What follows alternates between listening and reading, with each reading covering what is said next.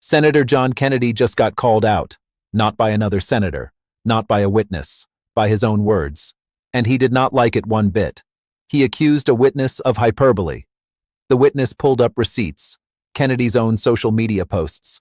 They think they control their way into us accepting ethnic cleansing. If you rule against Trump's population purge agenda, the nativists will name you, threaten you, and come after you. Kennedy defended every word. Then he snapped, "What planet did you just parachute in from?" You trigger my gag reflex. The witness had receipts. The senator had excuses. Let's watch. Secretary Wolf, thank you for your service. Why, in your opinion, do so many, not all, but so many of my Democratic colleagues believe in open borders? Well, it's a good question. I think it's a couple of different fronts. One, it would be they don't believe in immigration law. They don't like enforcement. They don't like removing of individuals. And they believe that there are some that believe that anyone and everyone should be able to come to the U.S., whether they apply for protections under U.S. law or not. And then there's some probably that would like to see more voters in the U.S. as well. Ms. Vaughn, some of my colleagues, for whom I have great respect, believe that the 10th Amendment allows local governments to ignore federal immigration law and implement sanctuary policy. The Supreme Court has ruled that racial quotas represent a pernicious form of racial discrimination. Can local governments ignore that ruling under the 10th Amendment? Well, the 10th Amendment is about... Just answer my question, please, ma'am. The 10th Amendment is about commandeering, and so it's not really appropriate to this because... Is the answer yes or no, ma'am? Could you ask me again? Because I don't understand the relevance to... I'm sorry, I don't... Secretary Wolf, ICE is not asking Secretary them Wolf, to do you heard that. my question. Under the guise of the 10th Amendment, can local governments ignore a Supreme Court ruling? I don't believe they can. Okay. Women have the right to vote in America by statute Yes. and by constitutional interpretation. Under the guise of the 10th Amendment, can local governments just ignore that and prohibit women from voting? No. Okay. Mr. Duke, you worked for President Biden and Vice President Harris, didn't you? Yes. And I listened carefully to your testimony today. You expressed, well, you offered the opinion that the One Big Beautiful Bill is terrible in part because it will cause deficits. Is that right? Yes. Isn't it a fact that the profligacy of President Biden caused 9% inflation in America? No. Okay. Isn't it a fact that if President Biden had discovered life on Mars when he was president, he would have immediately sent it money? I don't believe so. Oh, you don't? Okay. Well, I appreciate your newly found fiscal conservatism. Mr. Beer, you seem to be a very smart guy, and you seem to be a nice enough guy. Thank you, Senator. You seem smart as well. Object. Don't That was the chairman, not me. Don't you think your hyperbolic statements undermine your credibility? What hyperbolic statement did I make?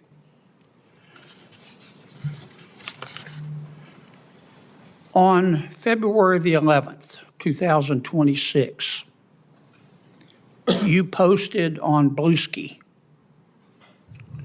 quote, my words, or your words, not mine. The Democrats' video telling service members to ignore illegal orders didn't go far enough. They should have also urged them to refuse unethical orders, whether illegal or not. There are many things deemed legal that are still obviously unethical, and everyone should hold themselves to this higher law, end quote. Did I read that correctly? I believe you did. Do you disagree with it? You think people should do unethical things in their capacity? On December the 31st of 2025, you posted in front of God. But wait. In Do front you, of, do you in disagree front of, with what let I me said? finish my question. I'm You sorry. answered, sir. Sure. In front of God and country, you said, quote, they, referring to Republicans, think they control their way into us accepting ethnic cleansing, end quote. Your words, not mine. Did I read that correctly? That was in regard to a Department of Homeland Security post about advocating 100 million deportations. That is what DHS has tweeted from their own account. 100 million deportations hurts, doesn't would be ethnic cleansing. You would be removing 1/3 of the country. So yes, there are people within the Department of Homeland Security. And you don't think this is hyperbolic? Give me 30 more seconds. I think advocating 100 million deportations is I'm having fun here, ethnic Mr. Chairman. cleansing. On February Yes. 5th, you quoted you said the following on Bluesky. Your time's Quote, up. these are all good, but there's no enforcement mechanism. I'm sorry. Let me try a better one. On March 2nd, you said, quote, if you rule against Trump's population purge agenda, no hyperbole there, the nativists will name you, threaten you, and come after you. These judges are much braver than the ICE agents who hide behind masks while violating the Constitution. They are Close much braver. They put their names on their rulings and they stand behind their constitutional rulings. When I talk about population purge, I'm talking about the fact that they're trying to deport U.S.-born citizens, people born here. They are trying to deport them as well. So it's not a mass deportation agenda. It is also an agenda intended to reduce the population of the United States, including U.S.-born people. Thank you. These are not hyperbolic statements. I appreciate you reading my account. I appreciate Here's your the good research. news. What planet did you just, wait a minute, Mr. Chairman, what planet did you just parachute in from? No. Hey, guys. You trigger my gag reflex, Mr. Beaver. So we got a process here, and it's good to know you don't have an agenda. Senator King. Mr. Chair, thanks for doing this. And Sheriff, welcome. I've got a Virginian. This hearing is a masterclass in what happens when a witness comes prepared and a senator comes with nothing but attitude. Senator John Kennedy thought he was going to play gotcha. He thought he could accuse the witness of making hyperbolic statements that undermine his credibility. It was a classic political move. Attack the messenger, question their judgment, make them defensive.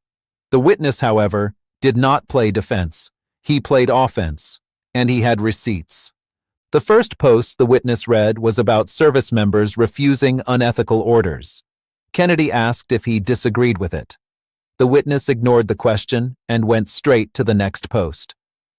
In front of God and country, you said, quote, they think they control their way into us accepting ethnic cleansing.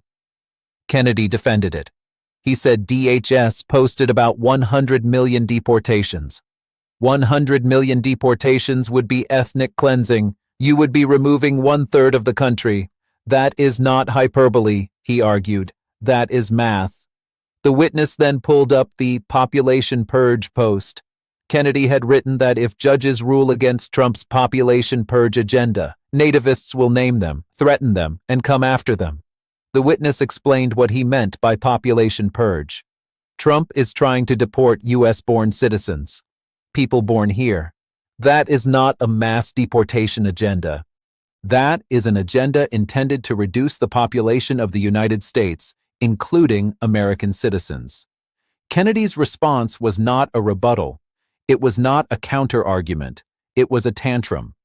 What planet did you just parachute in from? You trigger my gag reflex. This is what losing looks like. You don't engage with the substance. You attack the person. You mock them.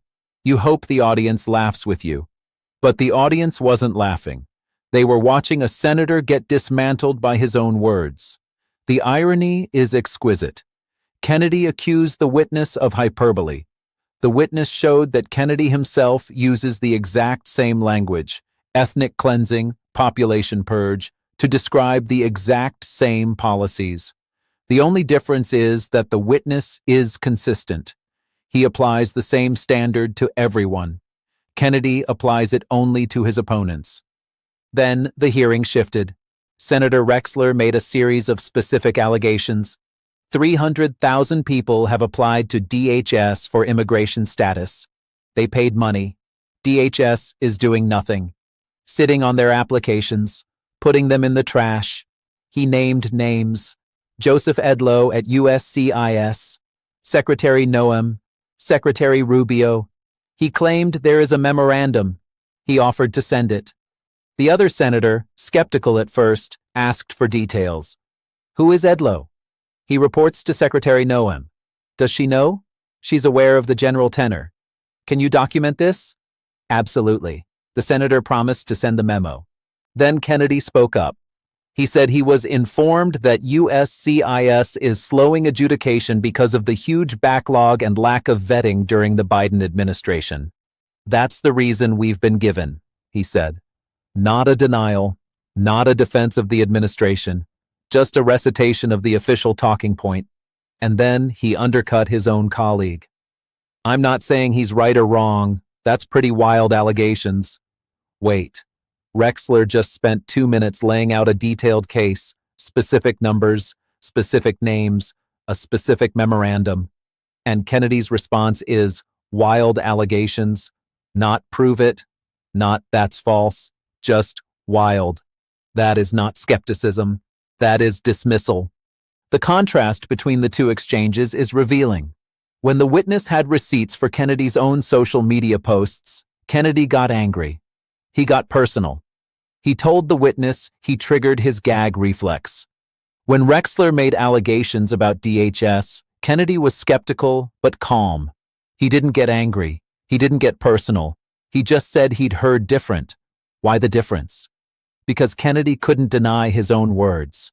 They were right there, preserved on the internet, read aloud into the congressional record. He had to defend them. And his defense was that they weren't hyperbolic. That 100 million deportations is ethnic cleansing. That deporting U.S.-born citizens is a population purge. He stood by every word. But then he accused the witness of being from another planet. That is cognitive dissonance. You cannot both stand by your words and mock someone for repeating them. The witness's strategy was brilliant. He didn't argue with Kennedy. He didn't try to refute him. He just let Kennedy's own words speak for themselves. And then he asked, "Is this hyperbolic?" Kennedy said no. So the witness moved on. He didn't gloat. He didn't say, "I told you so." He just kept reading. The second half of the hearing, about DHS and the 300,000 applications, is a different kind of exposure. Rexler made specific, falsifiable claims. He named names. He offered documents. That is how oversight is supposed to work. You don't ask vague questions. You don't make wild accusations. You bring evidence. You name the people responsible. You offer to share the documents, and then you let the committee follow up. Kennedy's response, "I'm not saying he's right or wrong," is a dodge. He is the ranking member. It is his job to evaluate allegations, to ask for the memo, to subpoena Edlow, to demand answers from Secretary Noem. Instead, he said wild allegations and moved on. The witness, by contrast, came prepared. He had the posts, he had the numbers, he had the names, he had the memo, he did his homework, and he didn't let Kennedy bully him into backing down. The final irony is that Kennedy accused the witness of hyperbole. But the most hyperbolic line in the entire hearing came from Kennedy himself. "What planet did you just parachute in from?" That is not a question. That is an insult dressed up as inquiry. It is the rhetorical equivalent of a child covering his ears and shouting, "La, la, la, I can't hear you." The witness did not respond. He didn't need to. The damage was already done. Kennedy's credibility was shattered not by the witness's words, but by his own. And the record now shows that the senator from Louisiana will use the most extreme language to describe his political opponent's policies. But when that same language is used to describe his own, he calls it hyperbole and lashes out. That is not a principled stance. That is hypocrisy on full display. The underlying issue here is the double standard. Kennedy is not alone in this. Many politicians use extreme language to attack their opponents and then pretend that the same language is outrageous when used against them. But the witness exposed it. He showed that Kennedy's own words, ethnic cleansing, population purge, are not hyperbole when they are directed at the administration's policies. They are accurate descriptions. And if they are accurate descriptions, then they are not hyperbole at all. They are the truth. Kennedy cannot have it both ways. He cannot call the administration's policies ethnic cleansing and then accuse someone else of hyperbole for using the exact same language. The witness did not need to argue that. He just read the posts, and the posts spoke for themselves.